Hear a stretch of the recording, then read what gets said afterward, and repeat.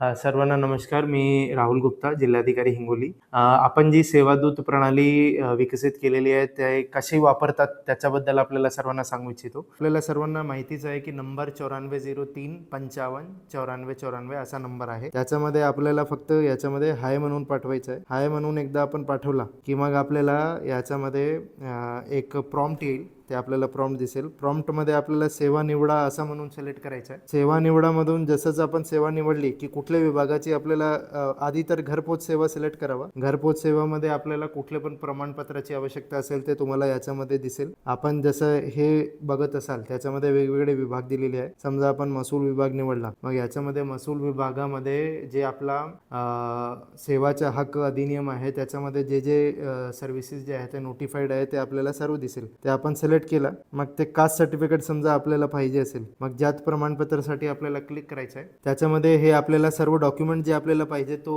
आपल्याला दाखवेल आणि त्याच्याबरोबर किती शुल्क आहे तो आपल्याला दाखवेल.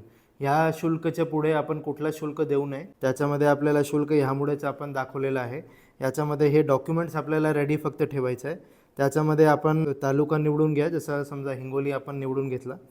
त्याच्यानंतर आपल्याला नाव सांगायचं. समजा मी ए म्हणून पाठवलं. आपलं नाव जसंच आपण याच्यामध्ये लिहिला, आपण मराठी इंग्लिश याच्यामध्ये काही पण वापर करू शकतो. त्याच्यामध्ये ते आपला ॲड्रेस विचारणार आहे. ॲड्रेस समजा आम्ही एक ॲड्रेस याच्यामध्ये टाकला. ॲड्रेस झाल्यावर ते आपल्याला विचारणार आहे की कुठला आपल्याला समय पाहिजे जेव्हा आपल्याला ही अपॉइंटमेंट पाहिजे. मग समजा आपण 3 डिसेंबर 2025, मग समजा हे असं आपण टाकला. मग आपल्याला हे दिसेल की 3 डिसेंबरला 2025ला आपल्याला कुठलं टाईम आहे.